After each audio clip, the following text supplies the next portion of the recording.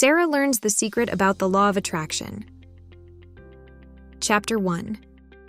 Sara frowned as she lay in her warm bed, disappointed to find herself awake. It was still dark outside, but she knew it was time to get up. I hate these short winter days, Sara thought. I wish I could just stay here until the sun comes up. Sara knew she had been dreaming. It was something very pleasant, although she had no idea now what the dream had been about. I don't want to wake up yet, Sara thought, as she tried to adjust from her pleasant dream into the not-so-pleasant cold winter morning. Sara snuggled down deep into her warm bed and listened to hear if her mother was up and moving about yet. She pulled the blankets up over her head and closed her eyes and tried to recall a piece of the very pleasant dream she had awakened from. It had been so delicious that Sara wanted more. Darn, I really need to use the bathroom. I'll just hold still and relax, and maybe I won't notice. Sara shifted her position, trying to delay the inevitable. It's not working. Okay, I'm up. Another day. Big deal. Sara tiptoed down the hall into the bathroom, carefully stepping over the spot in the floor that always creaked, and quietly closed the door. She decided to put off flushing the toilet so that she could enjoy the luxury of actually being awake and alone.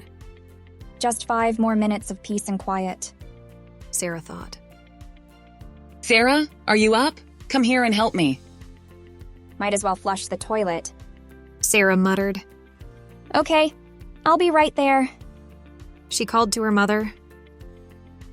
She could never figure out how her mother always seemed to know what everyone in the house was doing.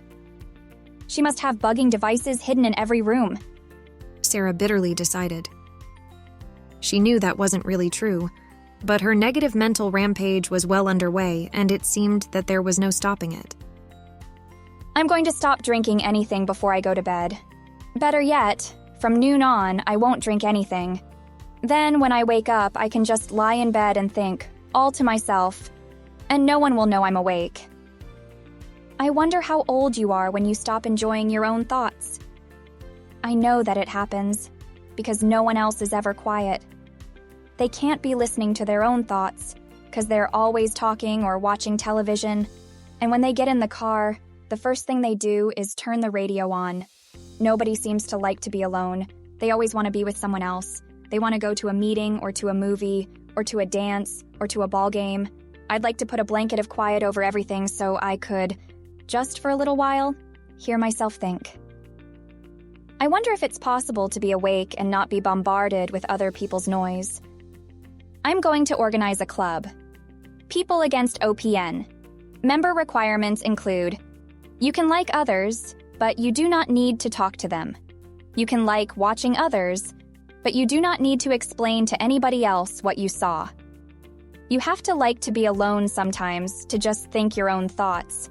It's okay to want to help others, but you must be willing to keep that to a minimum, because that's a trap that will ruin you for sure. If you're too helpful, it's all over. They'll consume you with their ideas, and you won't have any time for yourself.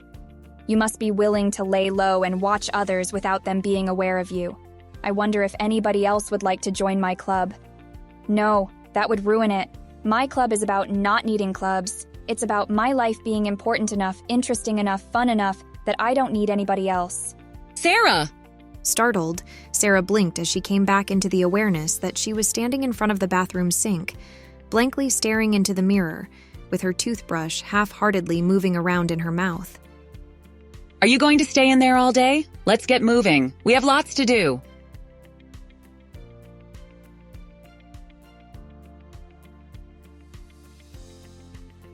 Friends, please remember to like and subscribe.